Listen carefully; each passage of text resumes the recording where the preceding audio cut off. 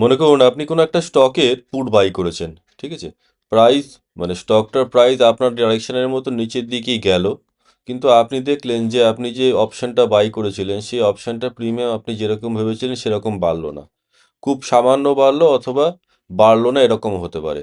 আপনি মনে করবেন যে প্রাইস তো আমার দিকেই মুভ করলো, কিন্তু আমার প্রফিট আসলো না কেন? এটা হওয়ার পিছনে মেন দায়ী হচ্ছে আপনার ভোলাটিলিটি। ভোলাটিলিটি ব্যাপারটা কি, যখন আপনি বাইং করেছিলেন তখন এই অপশন প্রাইসটার মধ্যে ছিল হচ্ছে একটা ফিয়ার। সেই ফিয়ারের জন্য আপনার অপশন প্রাইসটা ছিল হচ্ছে আপনার ইনফ্লেটেড, কিন্তু প্রাইসটা যখন নিচে চলে এসছে এবং একটা জায়গায় পৌঁছে যাওয়ার পরে সেই ফিয়ারটা তার মধ্যে কেটে গেছে, এবং তার ফলে কি হয়েছে, আপনার অপশনটার মধ্যে যে ভলাটিলিটির ভ্যালুটা ছিল সেটাও আপনার শূন্য হয়ে গেছে, যার জন্য আপনার প্রাইস আপনার দিকে মুভ করা সত্ত্বেও আপনি যেরকম আশা করেছিলেন সেরকম প্রফিট পেতে পারেননি। তো এইটা আমি বুঝবো কি করে, যখন আমি একটা অপশন বাই করছি তার মধ্যে আপনার ভোলাটিলিটি ভ্যালু কত আছে, সেটা কি আপনার বেশি আছে না কম আছে, এটা আমি কি করে জানবো? এটা জানার জন্য আমাকে বুঝতে হবে হচ্ছে আইভি এবং আইভিপি। তো আজকের ভিডিওতে আমরা আইভি এবং আইভিপি নিয়েই আলোচনা করব। তো নমস্কার বন্ধুরা, মার্কেট ল্যাব বাংলার আরও একটা নতুন ভিডিওতে আপনাদের সবাইকে স্বাগত জানাচ্ছি। আজকে আমরা আলোচনা করব আইভি এবং আইভিপি নিয়ে। তো অন্যান্য ভিডিওর মতন এই ভিডিওতেও আমি বলছি যে আমি যে ভিডিওগুলো করছি এগুলো কিন্তু কোনো সেট আপ বা স্ট্র্যাটেজি নিয়ে আলোচনা করছি না, যেটাকে ব্যবহার করে আপনি মার্কেটে ট্রেড করতে পারবেন। আমার সম্পূর্ণ উদ্দেশ্য হচ্ছে যে কনসেপ্টগুলো আমি আলোচনা করছি সেগুলো আপনাদেরকে খুব ক্লিয়ার করে দেওয়া। তার ফলে কী হবে, আপনাদের কাজ করার সময় আপনারা যে কোনো সেট আপ বা স্ট্র্যাটেজি নিয়ে যখন কাজ করবেন সেটা কিন্তু আপনাদের বুঝতে বা ইমপ্লিমেন্ট করতে খুব সুবিধা হবে। তো চলুন ভিডিও শুরু করা যাক। তো প্রথম ব্যাপার বললাম হচ্ছে আইভি। আইভি নিয়ে আমি প্রিভিয়াস ভিডিওতে ডিটেলসে আলোচনা করেছি, আপনারা যদি সেই ভিডিওটা দেখে আসেন তাহলে এই ভিডিওটা আপনাদের দেখতে অনেকটাই হেল্প হবে। তো প্রথমে আমরা কথা বলবো হচ্ছে আইভি র্যাঙ্ক নিয়ে। এই আইভি র্যাঙ্কটা কাকে বলা হয়? মনে করুন আজকে ধরুন কলকাতা শহরের তাপমাত্রা হচ্ছে আপনার 20 ডিগ্রি সেন্টিগ্রেড, ঠিক আছে?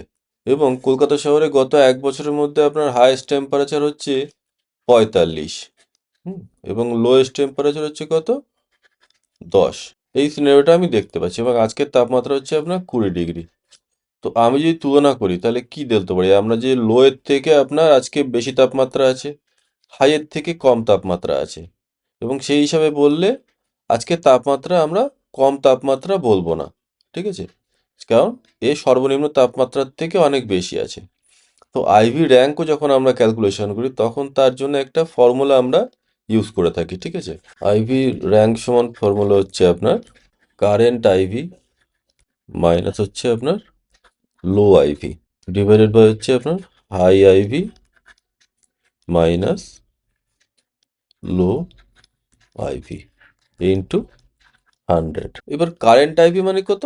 আজকে যে আইভিটা চলছে সেটাকে বলছি আমরা হচ্ছে কারেন্ট আইভি, আজকের ভ্যালু, ঠিক আছে? এবার হাই আইভি বলতে আমরা কি বুঝবো? হাই আইভি বলতে আমরা বুঝবো হচ্ছে 52 উইক হাই, আর লো আইভি বলতে বুঝবো হচ্ছে আপনারা 52 উইক লো।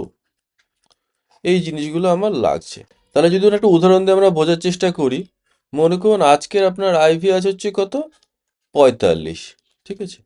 52 সপ্তাহের মধ্যে হাই আইভি হচ্ছে কত, ধরুন আমি মনে করলাম হচ্ছে 60, আর 52 সপ্তাহের মধ্যে লো আইভি হচ্ছে কত, 30, ঠিক আছে? এগুলো আমি অ্যাজিউম করে নিচ্ছি। তাহলে আমি কি করে ক্যালকুলেট করব? তো কি বলেছে, কারেন্ট আইভি মাইনাস হচ্ছে লো আইভি মানে হচ্ছে 45 মাইনাস হচ্ছে 30, আর হাই আইভি মানে হচ্ছে কত, 60, আর লো আইভি কত, 30। তাহলে কত পাচ্ছি আমি, ইন্টু 100। 45 থেকে 15 গেলে হচ্ছে আপনার 15, আর 60 থেকে 30 গেলে হচ্ছে আপনার 30, ঠিক আছে, ইন্টু 100। তো এখান থেকে আমি দেখতে পাচ্ছি কত, 2 হলো। তাহলে আমাদের দাঁড়াচ্ছে হচ্ছে কত, 50।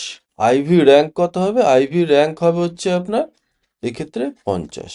তো এর থেকে আমি বুঝতে পারবো হচ্ছে কি আজকের আইভি আপনার বেশি আছে না কম আছে। তো এখানে দেখতে পাচ্ছি আজকের যে আইভিটা এখানে পাচ্ছি সেটা হচ্ছে আপনার অ্যাভারেজ, মানে 50 আছে, মানে বেশিও না কমও না।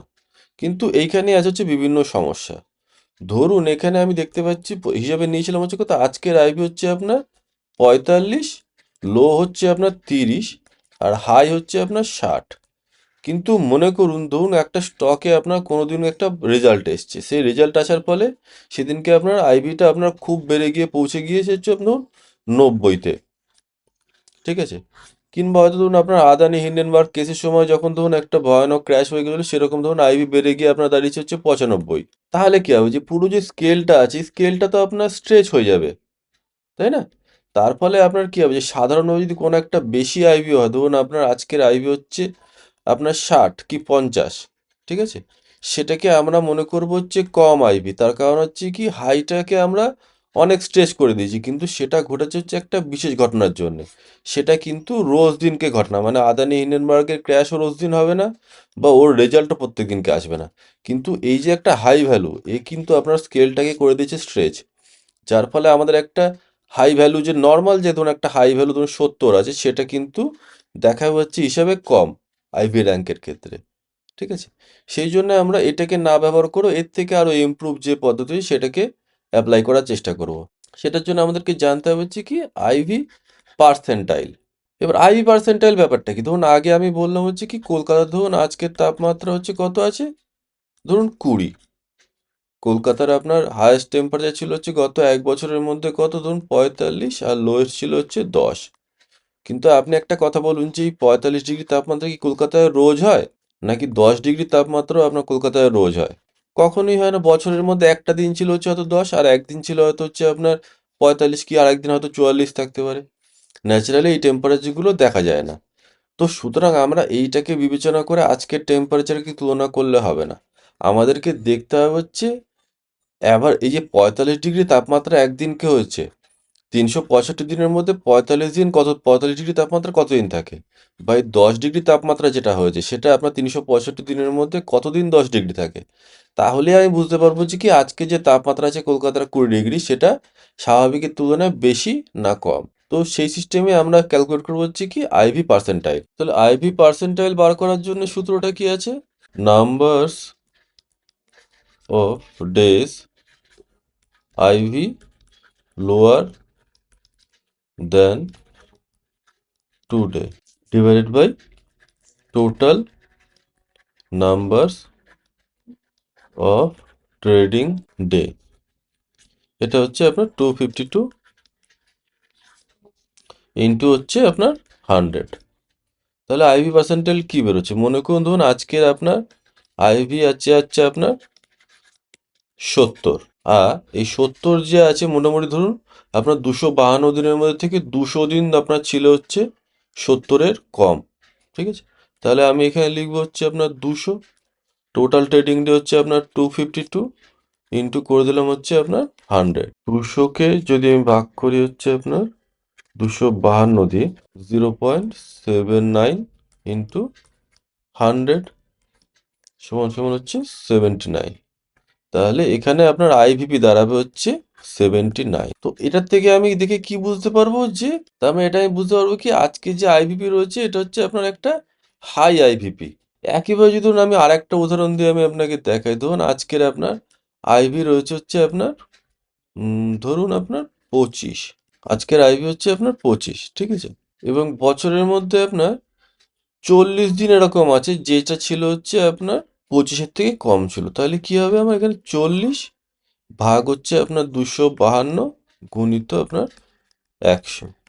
তাহলে দাঁড়াচ্ছে কত, 40 ভাগ 252 ইন্টু 100, মানে হচ্ছে 16। তাহলে এটা কি বুঝতে পারছি, যে এটার আইভিপি আপনার খুব কম রয়েছে, ঠিক আছে? তো আইভিপি যখন আপনার বেশি থাকবে তখন আমরা মনে করব হচ্ছে কি, যে এর আইভি যেটা আছে সেটা আপনার খুব বেশি আছে, এবং এই অপশানগুলো আছে হচ্ছে আপনার ইনফ্লেটেড। যখন আইভিপি কম থাকবে তখন মনে করবো হচ্ছে কি আইভি আপনার কম আছে, এবং এখানে এই প্রিমিয়াম যেগুলো আছে সেই প্রিমিয়ামগুলো আপনার চিপ আছে। তো যখন আমরা অপশন বাই করতে যাব তখন কিন্তু আমরা কখনোই হাই আইভিপি যদি থাকে তো অপশন বাই করার থেকে আমরা সাধারণত চেষ্টা করব দূরে থাকার জন্য। যখন আইভিপি চিপ থাকবে সেই সময় আমরা অপশন বাই করার জন্য যদি টার্গেট করি, তাহলে কিন্তু আমরা যদি আমাদের দিকে মুভ হয়, আমরা ডাইরেকশনাল মুভটা তো পাবোই, এবং সঙ্গে করে যদি তার সাথে আইভিটা বাড়ে, তাহলে আমরা ভোলাটিলিটির জন্য একটা ডবল মুভ পাবো। আমাদের একটা ডাইরেকশনাল মুভ তো থাকছেই, আর সঙ্গে করে একটা ভোলাটিলিটির জন্য একটা মুভ পাবো। তো তার ফলে কি হবে, আমাদের প্রিমিয়ামটা খুব দ্রুত বাড়বে। তো অপশন বাই করার সময় আমাদেরকে সেটা খেয়াল রাখতে হবে। এবং ধরুন যখন আমরা অপশন সেল করছি, তখন যদি ধরুন আমি কম যখন আইভিপি রয়েছে সেই সময় আমি সেল করলাম, তাহলে কি হবে, ধরুন আমাদের দিকেও যদি ডাইরেকশনে যায়, কিন্তু ডাইরেকশনে যাওয়ার সাথে সাথে কিন্তু ধরুন আপনার মার্কেটে ধরুন ফিয়ার বেড়ে গেল, তার ফলে কি হলো, ভোলাটিলিটিও বাড়ছে। তার ফলে মার্কেট আমার দিকে যাওয়া সত্ত্বেও আমার কিন্তু প্রিমিয়ামটা কিন্তু কমবে না, ঠিক আছে। কিন্তু তার কারণ হচ্ছে কি, তার মধ্যে ভোলাটিলিটির যে ভ্যালুটা আছে সেটা বাড়তে থাকবে। তার ফলে মার্কেট আমার দিকে মুভ করলেও প্রিমিয়ামটা কমবে না। তো বায়ার এবং সেলারদের দিক থেকে এই দুটো জিনিস আমাদেরকে মাথায় রেখে কাজ করতে হবে। আশা করছি পুরো ব্যাপারটা আপনাদের কাছে স্পষ্ট করতে পেরেছি। যদি কোনো জায়গায় সমস্যা থাকে তো এটাকে নিয়ে আপনারা প্রশ্ন করতে পারেন, আমি চেষ্টা করব যে আপনাদের উত্তরগুলো দিয়ে দেওয়ার জন্য। তো এইবার আমাদেরকে দেখতে হবে যে এই আইভি ও আইভিপি যেখানে আমরা বললাম, এইগুলোকে আমরা কোথা থেকে আমরা দেখতে পারবো আইভি বা আইভিপি গুলো কত আছে। তো তার জন্য আমাদেরকে চলে যেতে হবে হচ্ছে আপনার সেন্সিবলের মধ্যে, ঠিক আছে। সেন্সিবলের মধ্যে যদি যাই, আমি এখানে অ্যানালাইজ ট্যাবে যদি যাব, তো এখানে গিয়ে আমি দেখতে পারবো কি দেওয়া আছে। এখানে হচ্ছে স্ক্রিনার দেওয়া আছে, ঠিক আছে। এই স্ক্রিনারের মধ্যে যদি এখানে আসি, তাহলে আপনি দেখতে পাবেন যে এখানে আইভিপি লেখা রয়েছে। তো এটাকে আমি শর্ট করতে পারি, যে আপার অ্যারো আছে, এটাকে যদি আমি ক্লিক করি, তাহলে এখানে আপনার বেশি থেকে কম হয়ে গেল। বা আবার যদি এখানে ক্লিক করি, তাহলে এখানে কম থেকে বেশি হচ্ছে। তো যদি আমি ধরুন এখানে দেখি পাওয়ার গ্রিড, এর আইভিপি রয়েছে 3, মানে এর আইভিপি আপনার খুবই কম রয়েছে, ঠিক আছে। তো এইগুলো হচ্ছে আপনি ধরুন অপশান যদি বাইং করেন, তাহলে এটার মধ্যে আপনার ভোলাটিলিটির ভ্যালু খুব কম আছে। আবার ধরুন উল্টো দিক থেকে যদি আমি এইখান থেকে দেখি, ধরুন এইচডিএফসি এএমসি, এর ধরুন আপনার রয়েছে হচ্ছে আইভিপি 96। তো যেমন ধরুন আমি ধরুন এখানে যদি সেইলের দেখি, তা এখানে আপনার আইভিপি কত আছে, আপনার 93, মানে এটা আপনার একটা হাই আইভিপি রয়েছে, ঠিক আছে। এবং একই সঙ্গে দেখতে পাচ্ছি যে এর আইভিপি চেঞ্জ হয়েছে হচ্ছে আপনার 7.2, ঠিক আছে।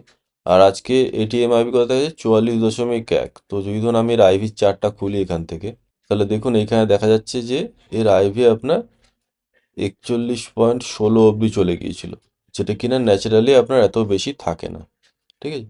তো সুতরাং আমরা বুঝতে পারছি হচ্ছে কি, এই জায়গায় আপনার অপশানগুলো প্রিমিয়াম যেগুলো রয়েছে, সেই অপশান প্রিমিয়ামগুলো আপনার খুব ইনফ্লেটেড অবস্থায় রয়েছে। তো এখন যদি আমি অপশান বাই করি, তাহলে যদি আইভি এর ওপরে না যায়, তাহলে কিন্তু আমার যদি মুভ আমার ডাইরেকশানে হয়, তাহলেও কিন্তু আমি সেই তুলনায় প্রফিট পাবো না। তো এইভাবে আপনি ফ্রি টুলসের মাধ্যমে এগুলো আপনি দেখে নিতে পারবেন, ঠিক আছে। এবার যদি একটা কম আইভি আমি দেখি, পাওয়ার গ্রিডে দেখছি, পাওয়ার গ্রিডের ক্ষেত্রে যদি দেখি, ধরুন এখানে কিন্তু এর হাই আইভি কোথায় ছিল, এখানে আপনার ধরুন আইভি এখানে পৌঁছে গিয়ে চলছিল 22-এ, আর এখন কিন্তু আপনার এখানে আইভি চলছে হচ্ছে 16, আর লো ছিল হচ্ছে আপনার 12-তে। তার মানে কি, আমরা দেখছি যে আইভি ক্রমশ নিচের থেকে আবার ওপরের দিকে যাওয়া শুরু করছে। এই অবস্থায় যদি ধরুন আমি অপশন বাই করি, সে কল বাই করলাম, কল বাই করলাম, পুট বাই করলাম, সে কথা আমি বলছি না। যে কোনো ধরুন আমি অপশন বাই করি, তার মধ্যে এর মধ্যে আপনার ভোলাটিলিটির ভ্যালুটা আপনার খুব কম রয়েছে। তার ফলে কি হবে, আমার যদি ডাইরেকশানে মুভ হয়, আমি তো ডাইরেকশনাল মুভ পাচ্ছি, এবং তার সঙ্গে করে যদি ভোলাটিলিটি বাড়ে, তাহলে আমার ডবল আপনার বেনিফিট হবে। ডাইরেকশনাল মুভও পাবো, সঙ্গে করে আমার ভোলাটিলিটি বাড়ার জন্য যে মুভ সেটাও পাবো। তো এইভাবে যখন আপনার অপশন ট্রেডিংয়ে কাজ করছে, ধরুন অপশন বাইং করুন বা সেলিং করুন, যাই করুন, তো ট্রেড করার আগে আপনি অবশ্যই আইভিটাকে দেখবেন, এবং আইভির র্যাঙ্ক এবং আইভি পার্সেন্টাইলটিকে বোঝার চেষ্টা করবেন। যদি এই জিনিসটা বুঝতে পারেন, তাহলে আপনি যে কোনো সময় আপনার যে প্রিমিয়ামটা আছে, সেই প্রিমিয়ামটা আপনার হাই আছে নাকি চিপ আছে, মানে আপনার ওটা কি কস্টলি নাকি চিপ, সেটা আপনি বুঝতে পারবেন। সবসময় বাইং করার সময় আমরা চেষ্টা করব কি, চিপ জিনিস বাইং করার জন্য, এবং সেল করার সময় কস্টলি জিনিস সেল করতে। তার কারণ হচ্ছে কি, আমরা কম দামে বাই করে বেশি দামে সেল করব, আর যদি সেল করি তো বেশি দামে সেল করে কম দামে বাই করব। এটা হচ্ছে আমাদের মেন লক্ষ্য। তো আইভি এবং আইভিপি নিয়ে ডিটেলস আপনাদের সঙ্গে আমি ডিসকাস করলাম। আশা করছি পুরো ব্যাপারটা আপনারা বুঝতে পেরেছেন। যদি কোনো সমস্যা থেকে থাকে, তাহলে পরে আপনারা অবশ্যই কমেন্ট করে জানাবেন। আমি চেষ্টা করব আপনাদের প্রশ্নগুলো উত্তর দিয়ে দেওয়ার জন্য, বা তার জন্য নতুন কোনো ভিডিও করে সে ব্যাপারগুলো ডিটেলে ডিসকাস করে দেওয়ার জন্য। তো এই ভিডিওটা এখানেই শেষ করছি। সকলে খুব ভালো থাকবেন। সবাইকে অনেক অনেক ধন্যবাদ।